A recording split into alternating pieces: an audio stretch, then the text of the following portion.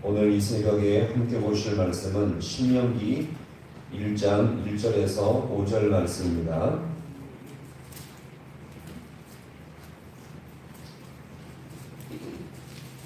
신명기 1장 1절에서 5절 말씀.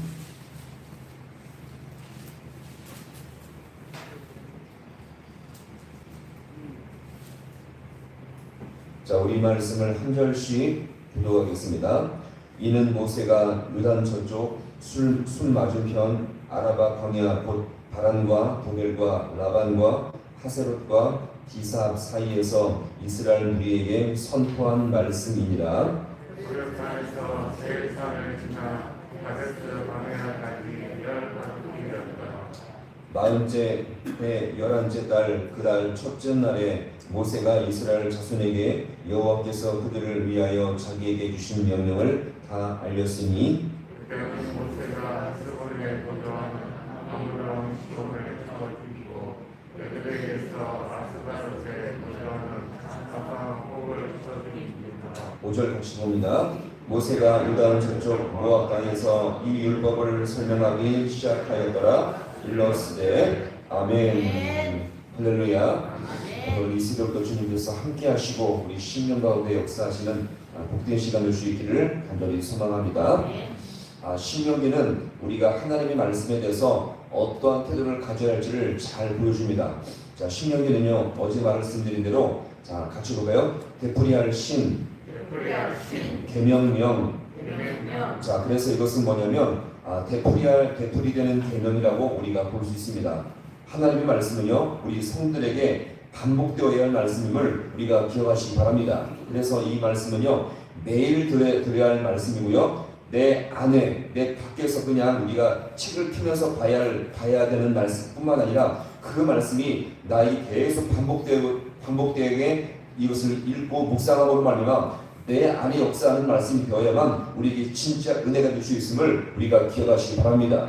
자, 그래서 성도는요, 절대로 말씀을 떠나서는 아무것도 할 수가 없습니다. 마치 탕자가 아버지를 떠났을 때 순간적으로 자기 정욕적이고 자기 만족적인 자유가 있었지만 결국 그 자유가 그를 실패하고 비참하게 만들어버리게 되었고요. 그가 진짜 행복은 아버지께로 돌아왔을 때 진짜 행복을 맛보게 되었던 것처럼 성도도 우리가 말씀으로 돌아와서 그 말씀 안에 거할 때에 행복이 있고 감사가 있고 은혜가 있음을 우리가 기억하시기 바랍니다.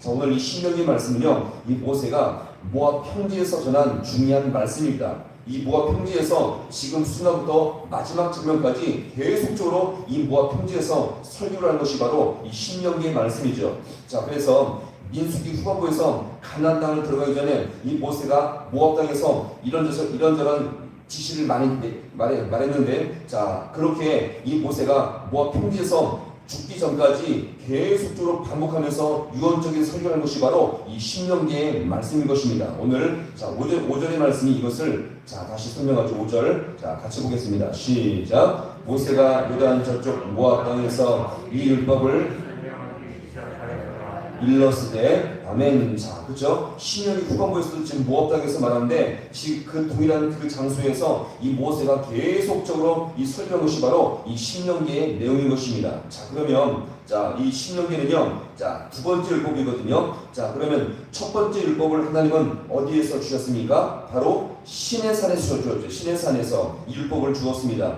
출애굽기 19장에서 24장까지 보시면 하나님은 시내산에서 모세를 통해서 율법의 말씀을 한번 첫 번째 말씀을 전해 주었죠. 자, 그리고 그 계시를 받은 모세는 당신의 백성들에게 이것을 잘 가르치며 알려주게 되었던 것입니다. 그리고 자, 그 같은 율법의 그 내용을 두 번째로 다시 한번 이제 이 모세는요, 가나안 땅이 아닌 모압 평지에서 설명을 하게 된 것입니다. 자, 이렇게 보세요. 말씀을 듣는다는 것은 하나님께서 당신의 백성을 만지시고 고치실 기회임을 우리가 기억하시기 바랍니다. 그 말씀 앞에 불순종하면 아무 유익이 없고요. 그러나 그 말씀 앞에 순종하면 그 실패와 이전에 상관없이 은혜와 복이 될 줄로 믿으시길 바랍니다. 자, 그러면 자, 왜 모세는요, 이 신명기 말씀을 통해서 이제 전체 말씀을 다시 반복하고 있는 이유가 무엇일까요? 자, 그 이유는 무엇이겠습니까? 같은 말씀이지만 듣는 대상이 달라진 것입니다. 자, 보세요. 처음에 시내산에서 율법을 들었던 자, 그 사람들은 자, 같이 보고요. 출애굽 세대들. 자, 처음에 시내산에서 하나님의 말씀을 들었던 사람들은요, 출애굽 세대들이었습니다. 자, 그들은 뭡니까? 그들은 약속의 말씀 앞에 실패자였죠. 불신앙과 죄를 지음으로 말미암아 그 약속의 말씀 앞에 죄를 지음으로 말미암아 아무런 유익을 누릴 수 없게 된 것입니다. 그래서 오늘 이 부분에 보시면 자, 이 광야길이 그냥 한 번에 쭉 가면 며칠 여정이었습니까? 자, 2절의 말씀 같이 볼게요. 2절. 자, 시작. 호렙산에서 세일산을 지나 가데스바나까지. 자, 이 호렙산이 신의 산을 말합니다. 그리고 이 가데스 바네아가 바로 모압 평지까지 거리를 말하죠. 그럼 뭡니까? 40년의 여정을 한 번에 쭉 쉬지 않고 이 건강한 사람이 쭉 지나가면 자, 며칠 길이라고요? 11길, 11일길이면 이 광야 40년의 여정을 한 번에 지나갈 수 있는 중요한 여정이었습니다. 자, 근데 뭡니까? 자, 이들은 하나님 앞에, 말씀 앞에 죄와 불순종의 반응을 함으로 말미암아 이 11길을 무려 40년간이나 그렇게 지나면서 광야에서 다 죽고 말았던 것입니다. 자, 그러면 자, 이렇게 40년 동안 광야 생활을 하는 동안 광야에서 태어난 새로운 세대들이 있었는데 자, 그들은 자, 뭐라고 말할 수 있을까요? 자, 같이 해보겠습니다. 광야 세대. 자, 출애굽 세대는요, 그 광야에서 불신앙과 죄로 말미암아 다 죽고 없어졌지만 거기서 또 어떤 세대가 나타났다고요? 광야 세대가 나타나게 된 것입니다. 자, 보세요. 말씀의 촛대가 옮긴 거예요. 출애굽 세대가 거기서 약속의 말씀을 그렇게 들었음에도 불구하고 불신앙과 죄로 말미암아 완전히 실패하며 다 죽고 없어졌다면 이제 광야 세대가 다시 태어나서 장성함으로 말미암아 말씀의 촛대가 옮겨지게 된 것입니다.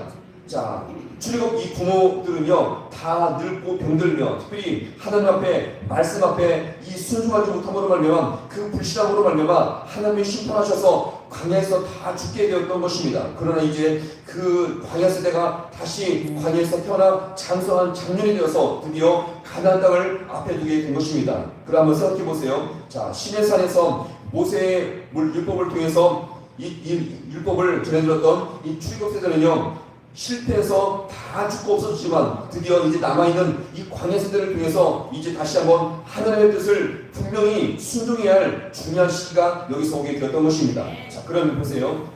이제 장차 이스라엘 백성이 가나안 땅에 들어가서 어떻게 하나님의 백성으로 살아가야 할지, 그 다음에 가나안 땅의 문화와 세상 문화에 대해서 어떻게 대처하며 살아가야 할지 이제 이 모세가 그들에게 구체적으로 설명하고 있는 것이 바로 이 신명기의 말씀을 우리가 여기서 볼 수가 있는 것입니다. 자, 그러면 우리도요 이 세상에서 하나님의 백성으로 어떻게 살아가야 할지, 세상 문화와 정신 속에서 우리가 어떻게 해야 거룩한 백성으로 살아가야 할지 우리가 동일하게 신명기의 말씀을 통해서 동일하게 알 수가 있다는 것입니다. 성도는요 상황에 따라서 되는 대로 살아가는 존재가 절대 아니죠. 상황이 힘들다고 해서 신앙까지 버리는 그런 존재가 아니고요. 아무리 바쁘고 힘들지라도 하나님의 백성답게 사는 것이 바로 성도의 존재임을 우리가 기억하시기 바랍니다. 오늘 우리가 이 말씀을 통해서 기도하며 정결하게 살 수 있는 우리 모두가 될 수 있기를 간절히 소망합니다. 오늘 우리가 이렇게 하나님의 말씀을 듣는 것은요 은혜의 기회요 주님께서 우리를 포기하지 않는다는 중요한 증거임을 우리가 분명히 기억하시기 바랍니다. 만약 우리가 이 말씀 앞에 순종하지 않는다면 말씀의 촉대가 옮겨버려요. 우리는 이 안타까운 장면을 우리가 경험하지 마시고 그 말씀 앞에 순종함으로 말미암아 은혜의 길을 걸어갈 수 있는 우리 모두가 될 수 있기를 주님의 이름으로 간절히 축원합니다. 기도하시겠습니다.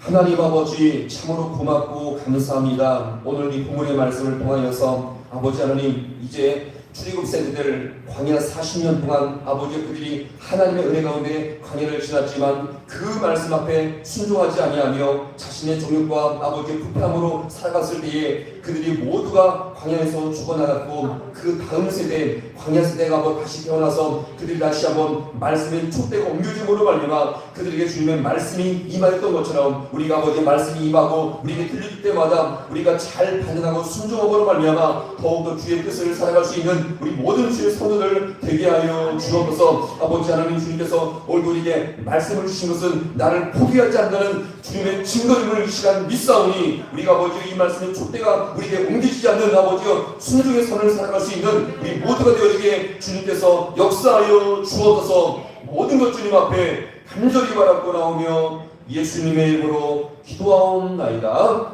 아멘.